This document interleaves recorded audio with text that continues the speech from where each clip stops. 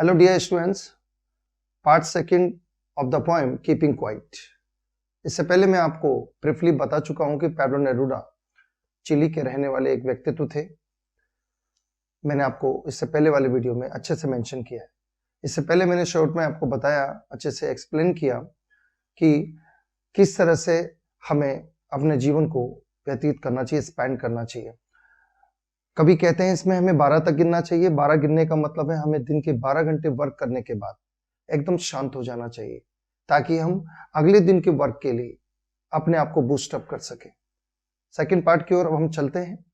Yes, वे लोग जो युद्ध लड़ते हैं, ग्रीन वॉर्स यानी वनस्पति के लिए लड़ा जाने वाला युद्ध, the wars which are fought for vegetations, plants and trees are called green wars.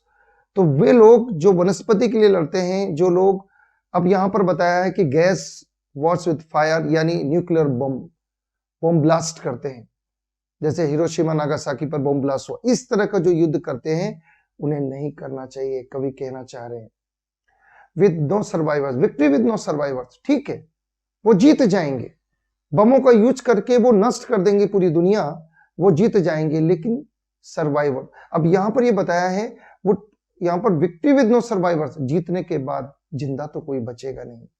तो किसके लिए खुशी मनाएंगे आप? जब आपकी तारीफ करने वाला कोई नहीं बचेगा तो आप किसके लिए खुशी मनाएंगे? तो ऐसा ना करें, आप बमों का यूज ना करें, आप खूबसूरती को समझें नेचर की, आप वनस्पति को नष्ट न करें, बल्कि वनस्पति बढ़ाएं, उसको इंक्रीज करें, इनहांस करें। नए कपड़े पहने या क्लीन क्लोथ्स का मतलब है क्लीन क्लोथ्स, दोनों वर्ड सी आ रहा है, यानी यहाँ इलेक्ट्रेशन का यूज हुआ है, अनुप्रास अलंकार का यूज हुआ है। जैसे मैंने पहले आपको बताया था स्टेंजनेस, उसमें मैंने आपको बताया था स्टेंजेंस वाला जो स्टार्टिंग का जो फर्स्ट पार्ट था, उसमें मैंने आपको बताया था एलिट्रेशन का यूज बहुत ही खूबी के साथ पैब्लो नेरूदा ने किया है। तो यहाँ भी क्लीन क्लॉथ्स, यहाँ पर एलिट्रेशन का यूज हुआ है, यानी यहाँ पर क्लीन क्लॉथ्स का मतलब है आपका साफ कपड़े नहीं, बल्कि आपका व्यवहार, आपका बिहेवियर, आपका कंडक्ट, आपका टेम्परामेंट शांत होना चाहिए। आप एक अच्छे रवैये वाले व्यक्ति होने चाहिए। आपको अच्छा व्यवहार अपनाना है, आपको अपने अंदर चेंज करना है and walk about with their brothers in the shade. और आपको अपने भाइयों के साथ, अब यहाँ भाई का मतलब है वो हर व्यक्ति जिसके प्रति आप स्नेह रखते हैं, और सबके लिए रखना है भाई, आपको स्नेह सबके लिए रखना है। ऐसा थोड़ी है कि किसी के लिए आप जेलस का सेंस रखते हो, किसी के लिए आप लव का सेंस रखते हैं, ऐसा नहीं है। आपको सबके साथ जेलस रहित रहना है, विदाउट जेलस रहना है, आपको सबके साथ एक अच्छे नेचर के साथ रहना है। इसमें बताया है आप छाया में बैठेंगे, यानी छाया में बैठने का मतलब एक ऐसे स्थान पर बैठेंगे जहां जाकर आपको मेडिटेशन का एक अच्छा एहसास हो। आप सभी लोगों के साथ, जो भी लोग आपके आसपास रहते हैं उनके साथ बिल्कुल उस पल को व्यतीत करना है 12 घंटे वर्क करने के बाद। What I want should not be confused with total inactivity. Life is what it is about. I want not truck with death. मैं क्या चाहता हूं, इसके लिए आप इसके लिए आप बिल्कुल भ्रमित ना हो, बिल्कुल भी संदेह ना करें कि मैं ये चाहता हूं कि आप निष्क्रिय रहें। नहीं, आप इस मामले में बिल्कुल ये ना सोचें कि मैं आपको निष्क्रिय करना चाहता हूं।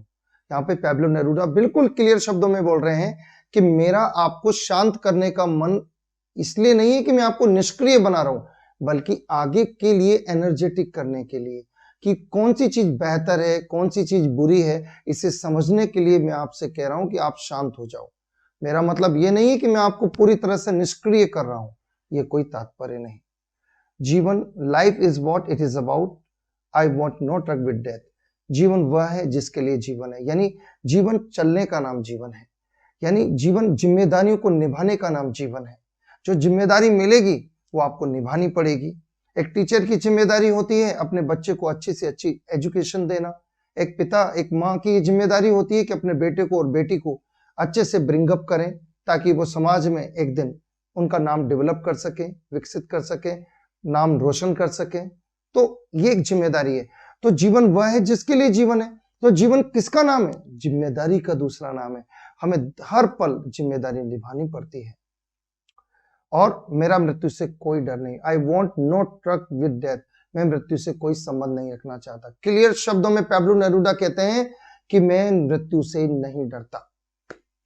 If we were not so single-minded about keeping our lives moving and for once could do nothing, perhaps a huge silence might interrupt this sadness of never understanding ourselves and of threatening ourselves with death. यदि हम एक स्पष्ट विचारधारा के नहीं रहे होते, यानी सिंगल माइंडेड, एक मत, बिल्कुल एक सोच के साथ, यदि हम एक सोच के साथ नहीं रहे होते अपने जीवन को आगे बढ़ाने के क्रम में, और हम उसके एक पल बिल्कुल शांत हो जाते। ध्यान से सुनिएगा, यदि हम एक ही मत होते, पहली बात तो क्लियर समझना, उन्होंने बोला कि यदि हम एक मत नहीं होते, एक मत नहीं होते का मतलब हम एक ही सोच के साथ काम कर रहे होते यदि, तो हमारे अंदर दूसरे नेगेटिव सेंस पैदा होते। लेकिन हमने क्या किया, वर्क भी किया, और हम इसमें लिखा है last, and for once could do nothing, और एक टाइम ऐसा होता हम कुछ नहीं करते, तो हम किस चीज से बचते? देखिए आप, perhaps a huge silence might interrupt this sadness, तब एक विशाल खामोशी, एक लंबी खामोशी अवरोध पैदा करती, रोक देती उस दुख को। और दुख क्या होता? दो प्रकार के दुख बताए हैं इन्होंने, पैब्लो नेरूदा ने दो प्रकार के दुख क्या बताए बच्चों? एक तो दूसरे को न समझ पाना और मृत्यु से खौफ, दो दुख बताए। और ये दुख किसको नहीं होगा? जो 12 घंटे वर्क करने के बाद क्वाइट इंट्रोस्पेक्शन वाली स्थिति में आएगा, वो कभी भी इन दो चीजों से डरेगा नहीं, स्पष्टता, और दो चीजों का ध्यान रखेगा। सबसे पहली बात, वो एक दूसरे के प्रति ब्रदरहुडनेस रखेगा, एक दूसरे को समझेगा, और मृत्यु से खौफ नहीं होगा। लेकिन अब इस बात को यह क्लियर समझना, ये पूरा स्टेंजा है वो इस बात को बता रहा है कि यदि हम केवल एक विचारधारा को लेकर चलते तो ये दो दुख हमारे जीवन में हमेशा होते। लेकिन हम कभी भी एक मत नहीं हुए और हम आगे बढ़ते रहे, और एक विशाल खामोशी, और हमने अपने आप को बिना कुछ किए एक विशाल खामोशी में शांत रखा। तो फिर क्या हुआ? एक तो हमने एक दुख से हम बचे। कौन से दुख से? A huge silence might interrupt this sadness of never understanding. तो हम बच सकते हैं कौन से दुख से? एक दूसरे को न समझ पाने के दुख से और मृत्यु के खौफ से, मृत्यु की चेतावनी से। यानी यहां पर आप इस स्टेंजा में बिल्कुल दो बातें याद रखना और कुछ भी नहीं। कभी क्लियर बोल रहा है कि मेरी बातों से आप ये बिल्कुल ना समझें कि मैं आपको निष्क्रिय कर रहा हूं, इनएक्टिव कर रहा हूं। दूसरी बात, अगर आप एक मत नहीं हो, मतलब आप एक ही शैली पे काम कर रहे हो और साथ में एक पल ऐसा भी आ रहा है आपके जीवन में जिसमें आप शांति से अपने अच्छे और बुरे के बारे में सोच रहे हो, तो आप दो चीजों से अच्छे से समझोगे, एक बचोगे। पहला, एक दूसरे को के बीच में जो परस्पर अंडरस्टैंडिंग होती है, समझ होती है, उसको समझोगे। दूसरा, मृत्यु से खौफ आपको नहीं होगा। लास्ट जो इसमें स्टेंजा आता है वो है, perhaps the earth can teach us as when everything seems dead and later proves to be alive. Now I'll count up to 12 and you keep quiet and I will go. शायद पृथ्वी हमें सिखाएगी। बच्चों, अर्थ यहाँ पे लिखा हुआ है दी अर्थ, यहाँ पे जो दी अर्थ है ना बच्चों, इसका मतलब है यहाँ पर पर्सोनिफिकेशन, पोएटिक डिवाइस यूज किया, क्योंकि यहाँ अर्थ एक टीचर का काम कर रहा है। आप समझना, एक पर्सोनिफिकेशन क्या होता है? पर्सोनिफिकेशन वो अलंकार होता है जिसमें कोई भी क्रिएचर या इंसान बिना दिखे एक्ट करता है, बहुत अच्छे से एक्ट करता है, समझाता है, उसे कहते हैं अमूर्तता के साथ, उसे कहते हैं, आपको क्या बोलना पड़ेगा? पर्सोनिफिकेशन बोलना पड़ेगा। अमूर्तता यानी कल्पनाशीलता। ट्रुथ हुआ एब्स्ट्रैक्ट नाउन, जो आपने भाववाचक संज्ञा, भाव जो स्पष्ट करता है, वहां पर पर्सोनिफिकेशन आता है। तो आप देखिए, अर्थ यहाँ किसका काम कर रहा है? टीचर का काम कर रहा है।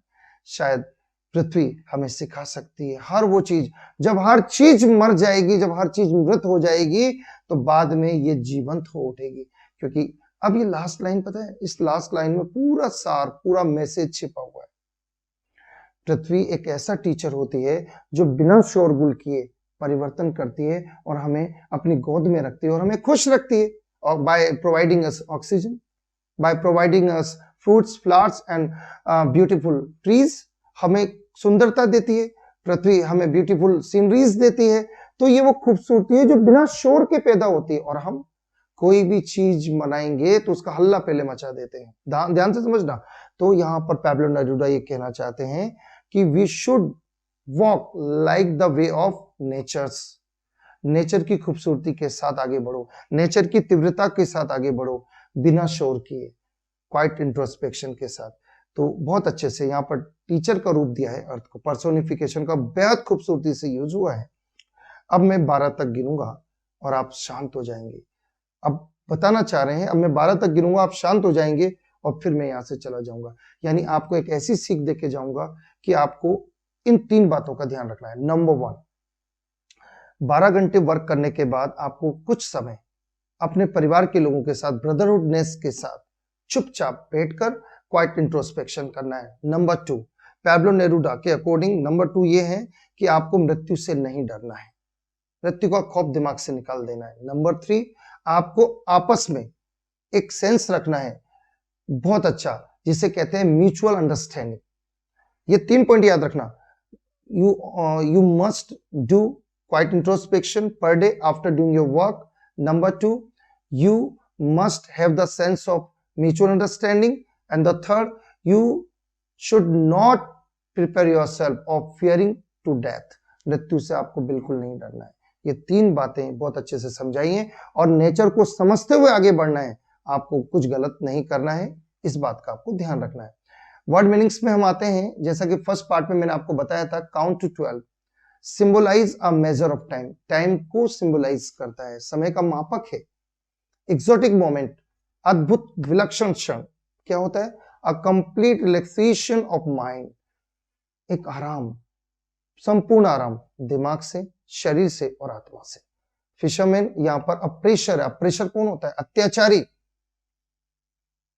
अत्याचारी फिशरमैन, यहाँ पर लोग, जो लोग हैं जो नेचर के साथ क्या कर रहे हैं? अत्याचारी कर रहे हैं, गलत यूज कर रहे हैं, पेड़ पौधे कट रहे हैं।